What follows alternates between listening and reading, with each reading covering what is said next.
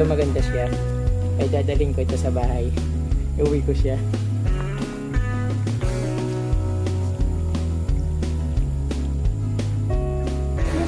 Kain. Miss ko naman.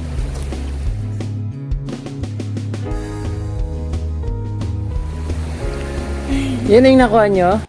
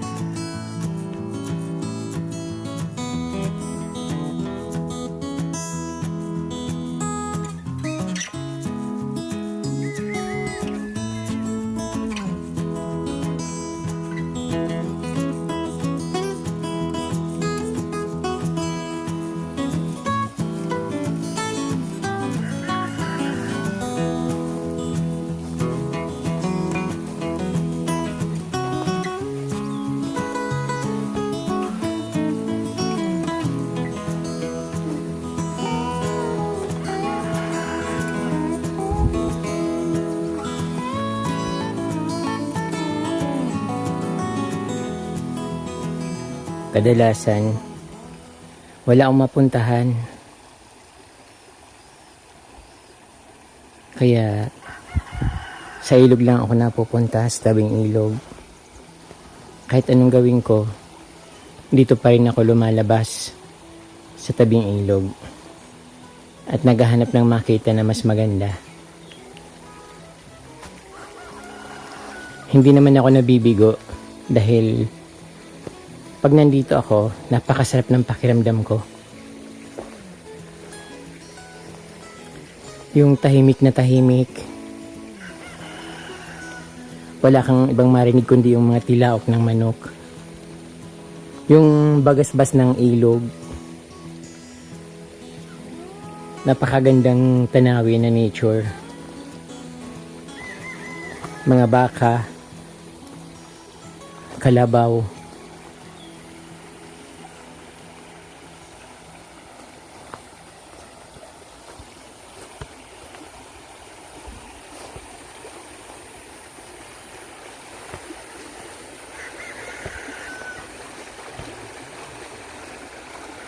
Ganito kalakas yung baha na dumaan sa amin na pumasok sa loob ng aking kubo. Ang napakalaking kahoy na ito ay inanod sa maliit na sapa.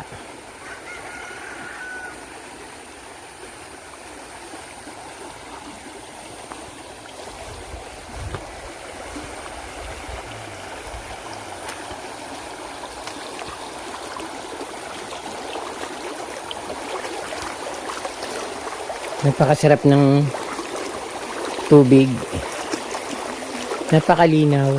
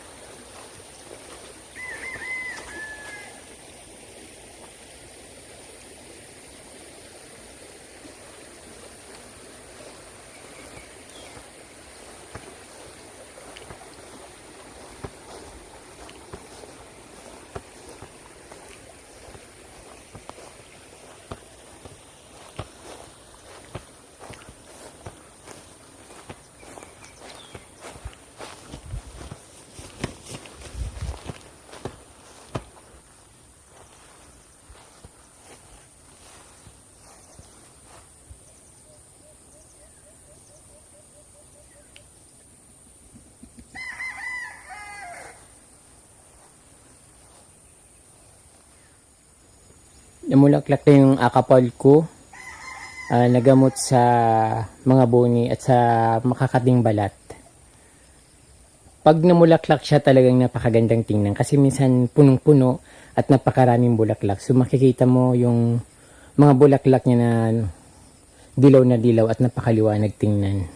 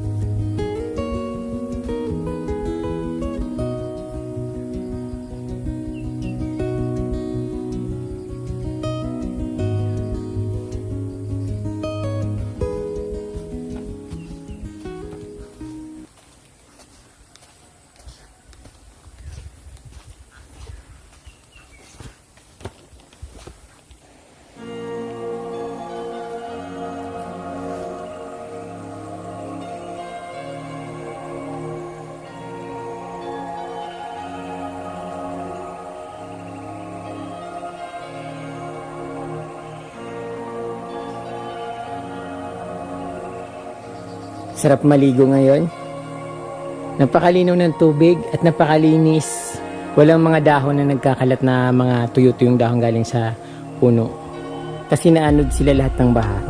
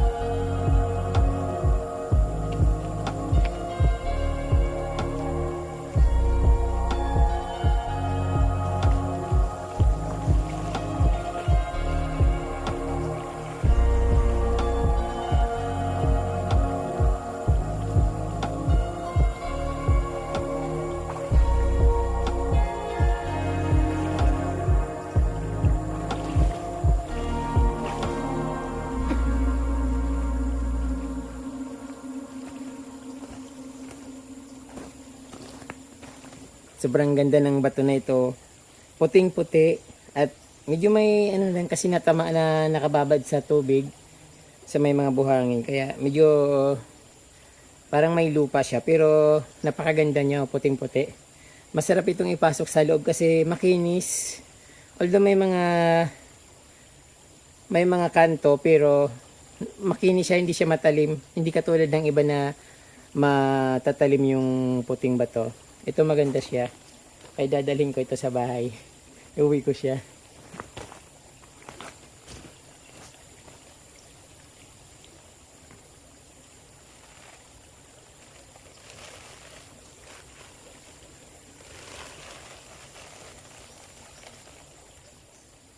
Masarap pa rin naman mamasyal dito kasi madadama mo yung nature na napaka sarap damhin, malamig. Ang preskong presko, puro green yung nakikita mo at mga huni ng ibon na nasa paligid, nasa taas ng puno. Yun ang maririnig dito. So very relaxing.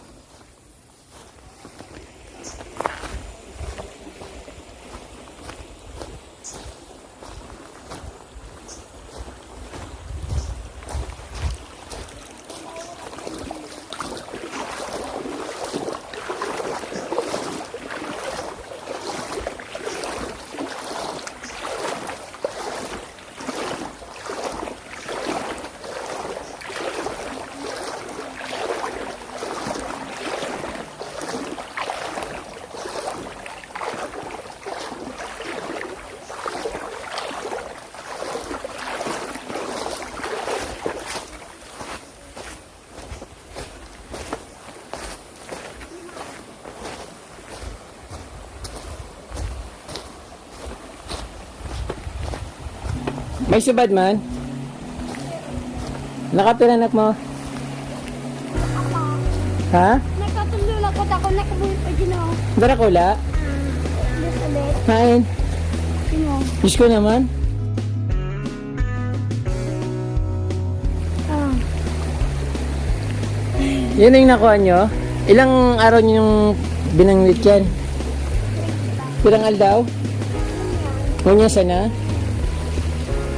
Ano to, digdi, may na duman sa ko yan? May na duman sa ilawod?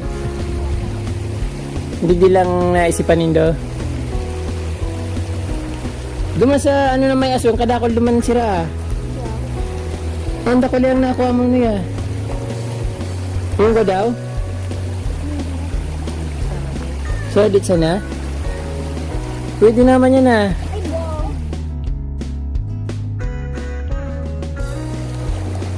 Ang lit-lit naman. Pakawalan mo garay, para sayang. Mamaya na. Patay na yan. Hindi pa.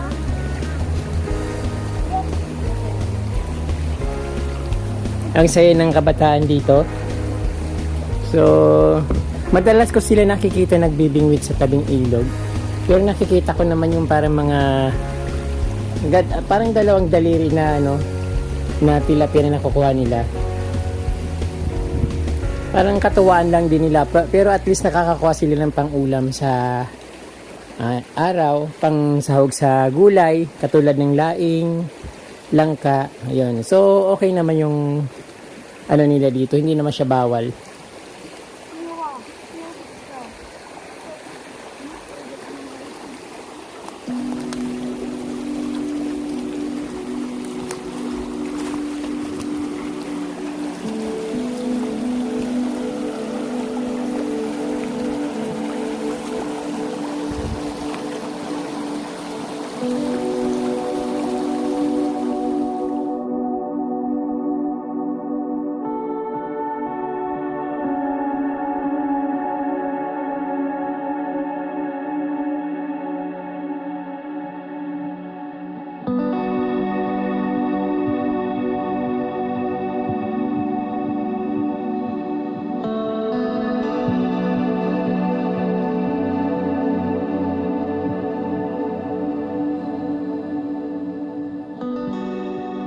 Malamig yung panahon, laging umaambon at napaka makulimlim, pero napakasarap tumampisaw sa tubig na napakalinaw at napakalinis.